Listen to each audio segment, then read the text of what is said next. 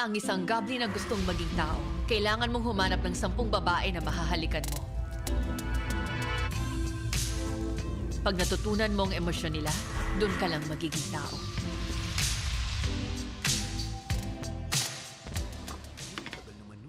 Miss! Opo, sandali lang po. May bilisan dito! Ako nga pala si Yana, oh. Isang masipag na estudyanteng gusto lang magkaroon ng ordinaryong buhay. Dadalhin ko na po sa inyo. Opo, sandali lang po. Opo.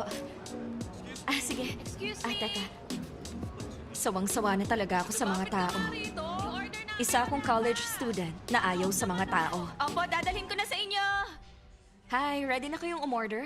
Isang order ng fries. Okay. Tsaka isang soju. Okay. May iba pa ba kayong gusto? Meron pa. Sige, ano po yon? Yung number mo.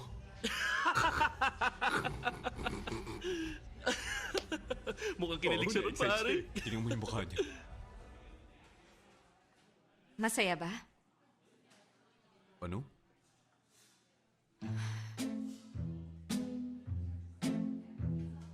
Nung bata ako, akala ko mabuti ang mga tao. Tara, uminom pa tayo! Pero nagbago na yun at ngayon sigurado na ako. Ang mga tao, Excuse me, miss! Yung order namin! natural silang masasama, mga kampon ng dilim. Nasa na?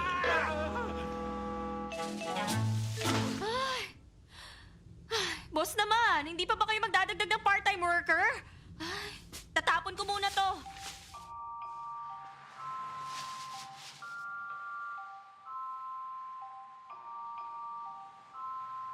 Mga walang modo. Hindi na lang sila magmotel. Oh.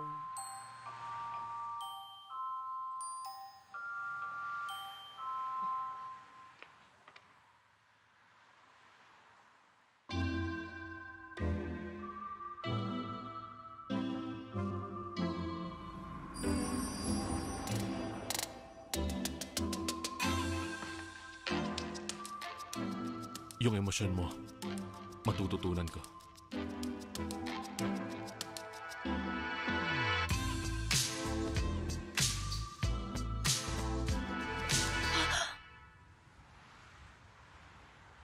Teka, nasan ba ako? Ay, siguro dapat tumigil na ako sa pag-inom.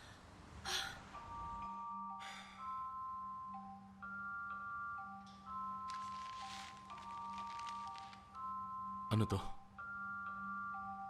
Iyan ang buntong hininga. Ano yung buntong hininga?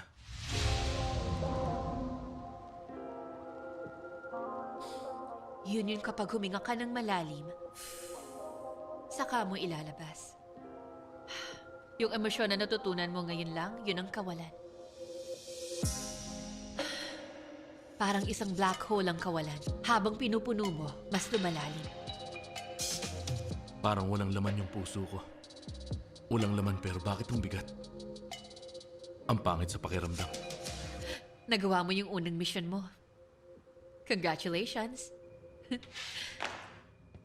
Ang isang oso kumain ng damo sa loob ng 100 araw para maging tao. Ang Sora naman kumain ng 100 atay ng tao. Pero ikaw, kailangan mo humalik ng 10 babae para maging tao. Mukhang madali, di ba? Sa bagay, parang madali nga namang gawin yung 10 halik dahil may kapangyarihan ka naman. Pero, hindi ganun kadaling makuha at matutunan ng 10 emosyon. Hindi madaling intindihin ang mga emosyon. Kakaiba sila. At masakit. Kahit ganon, gusto mo pa rin maging tao? Oo, gusto ko pa rin. Sige, ipapakita ko sa iyo ang sunod mong target.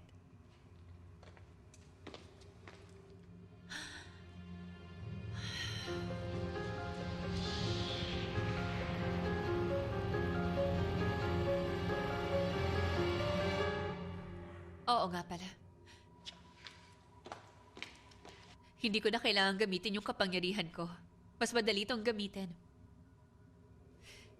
Heto. Yung pangalawa mong target. Sally Yoon, 21 years old. Nakatira sa dorm ng Sorin University. Kurt. Ano yan, mahal na Reyna? Anong dahilan bakit gusto mo maging tao? Dahil ayoko mag-isa. Hindi ba mahigit 1,000 taon na kayo mag-isa? Ayoko ng ganitong klaseng buhay.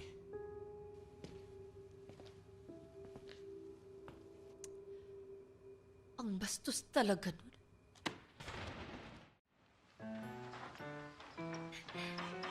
Yana! Bakit ba seryoso ng itsura mo? May nangyari ba? Ang dami kong trabaho eh. Nakipag-away ka ba kagabi? Ah, hindi mo lang alam, ang daming baliw na mga lalaki, ha? Tapos yung mga baliw na yun, palakad-lakad lang dyan habang nagpapanggap na normal sila. Hoy, kumalma ka nga muna.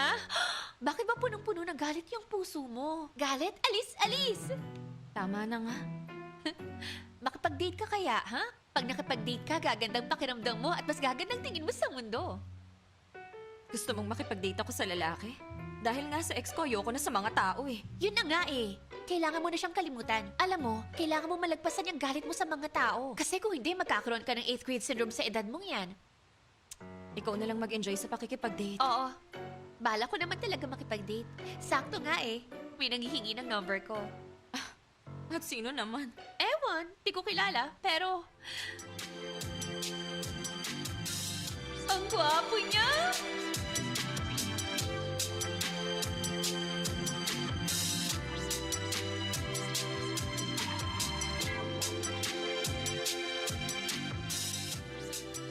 Excuse me. Ikaw ba si Sally yun? Oo. Anong kailangan mo?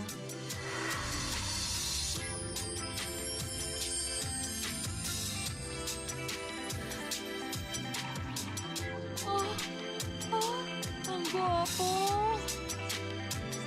Sobrang gwapo niya. Parang meron siyang aura na nakakaakit sa mga tao. Nung nakatayo siya sa harap ko, akala ko may shooting siya ng coffee commercial. Na-curious tuloy ako sa kanya. Sana makamove on ka na rin sa ex-boyfriend mo. Makapag-date ka naman sa iba. Wala ka nang pakialam doon. Sa library na ako. Enjoy ka sa date mo. Thank you!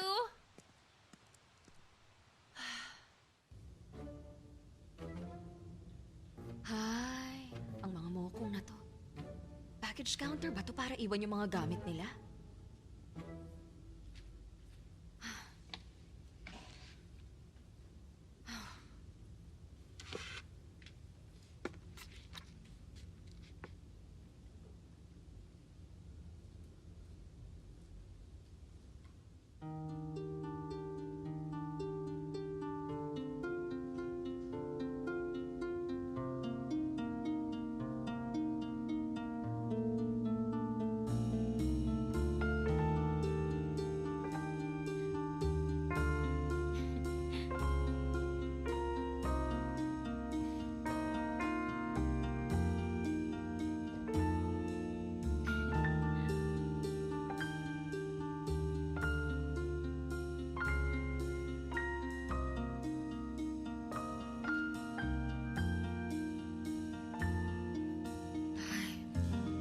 Bakit pa naisip ko na naman yun?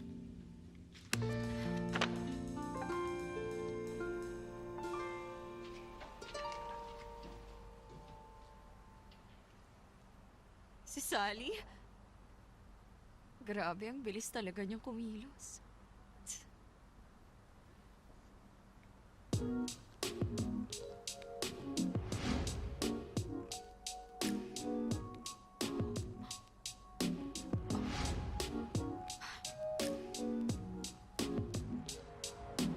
Ano yan? Sandali lang. Tignan mo yung mga kamay natin.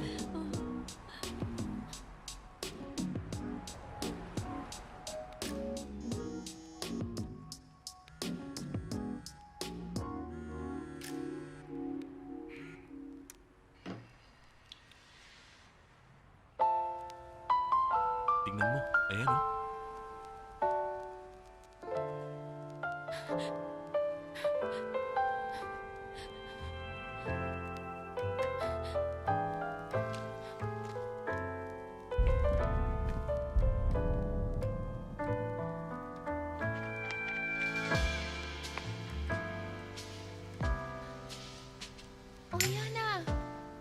nakita ko na siya noon.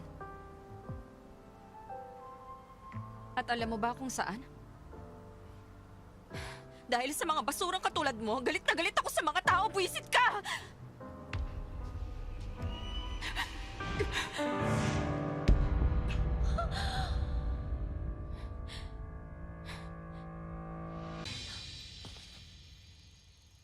Bakit mo ako sinuntok? Masaya ba? Masaya bang paglaruan ng feelings ng iba? Natutuwa ka ba pag nahuhulog yung mga babae sa'yo? Siguro nga, pampalipas oras lang sa'yo yung pakikipaglandian. Pero maraming taong naghahanap ng seryosong relasyon. Tingnan mo, oh. Ayan, oh. Alam mo ba kung gaano kalalim? Yung sugat na iniiwan ng mga tulad mo?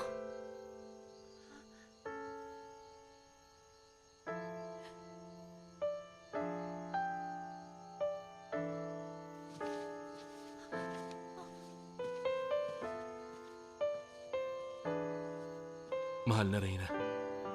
Kakaiba yung nararamdaman ko. Anong pakiramdam? Gusto kong punasan yung luha niya.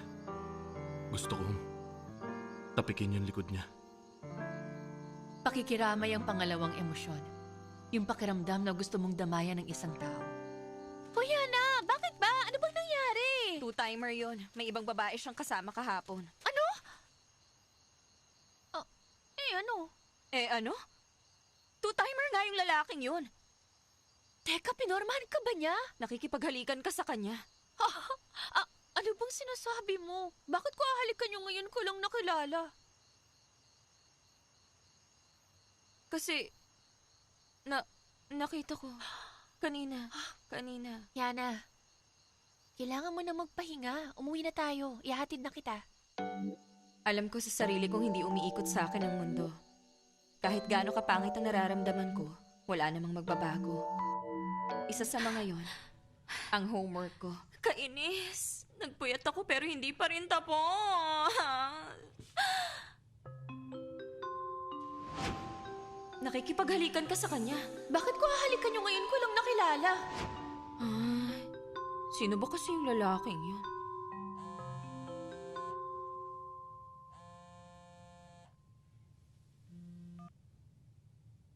Yes, hello?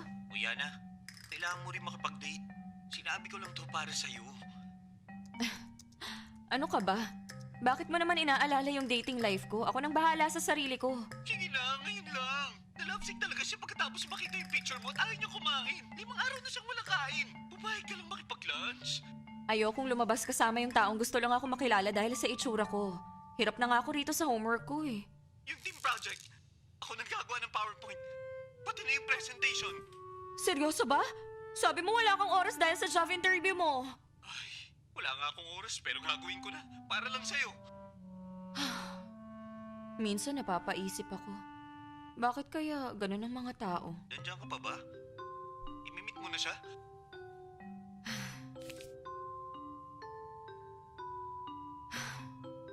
Kailangan ko lang makipag-lunch sa kanya ah.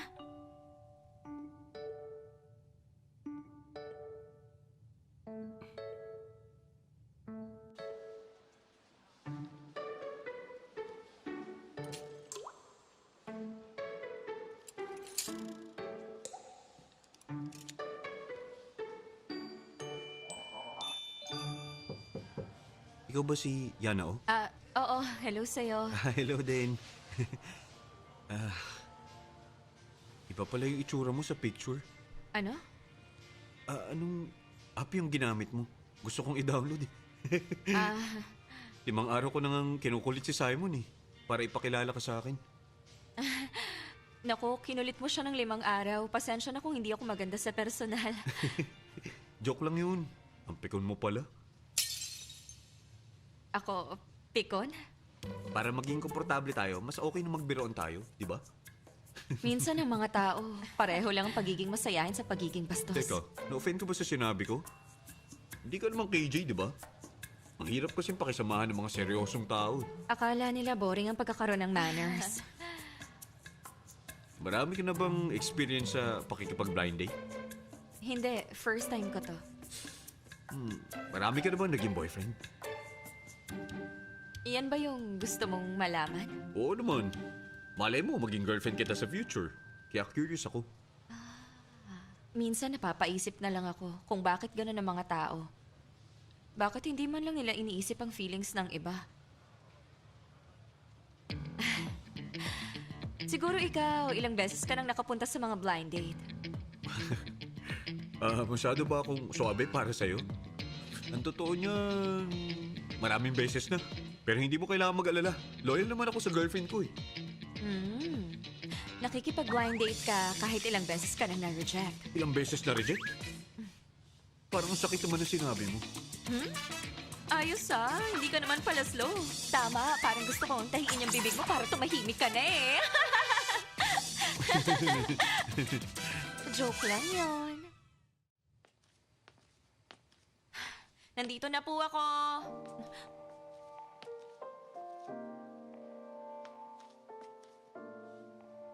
Teka.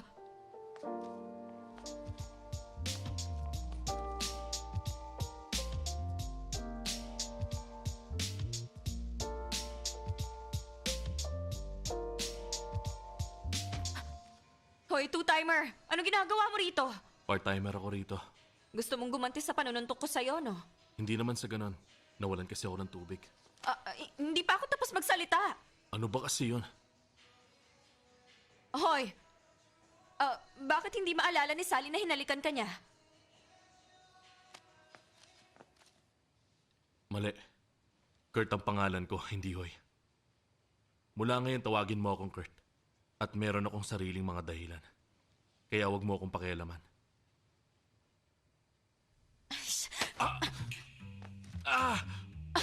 Kaibigan ko yung pinag-uusapan, tapos sinasabi mo wag akong makialam? Ang kapal mong pagsabihan ako.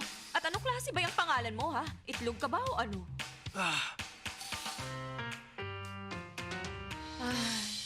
Tsaka ano ba yung mga rason mo? Sabihin mo nga.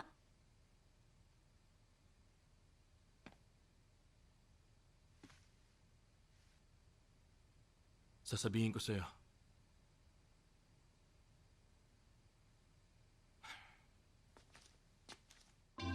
Ang totoo, isa akong goblin. At para maging tao, kailangan kong humanap ng 10 tao at halikan sila. At pagkatapos nila akong halikan, mabubura sa isipan nila ang alaala ko para maprotektahan sila.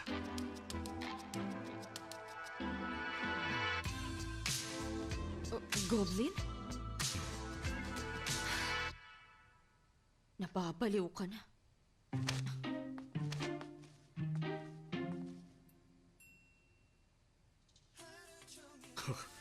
Teka, ano ba kalokohan yung sinasabi mo? Hindi po kasi pwedeng magdala ng ibang pagkain dito. Kung gusto niyo, itatabi ko na muna yung chicken niyo. Ano? Eh bakit dito lang naman pinagbabawal magdala ng ibang pagkain? Ganito ba kayo magnegosyo? Lahat naman ng negosyo may iba't ibang policies. Pero madalas sa mga restaurant, hindi pwede yun. Wow! Muntik na tayo magkamali ah. Napakalaking pagkakamali. Pasensya na mo! Pasensya na! Huwag mo nang itabi. Kainin mo na lang lahat yan! Ha? Baliw ka. Ano? Baliw?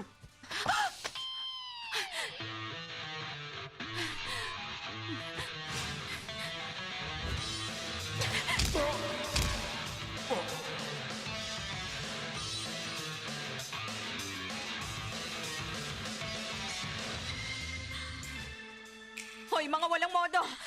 Bakit kayo nagpa-deliver ng chicken sa restaurant namin? Bakit hinila mo pa yung damit ko? Oy, bilis!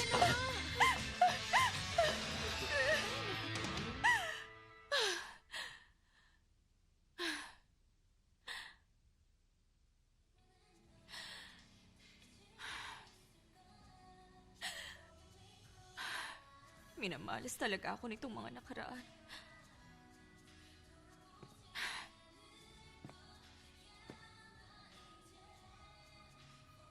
Pakikiramay ang pangalawang emosyon. Yung pakiramdam na gusto mong damayan ng isang tao.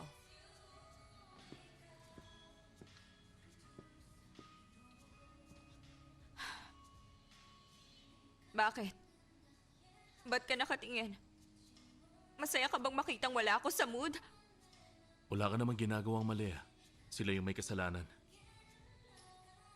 Kaya tigilan mo ng kakaiyak dyan. Umayos ka.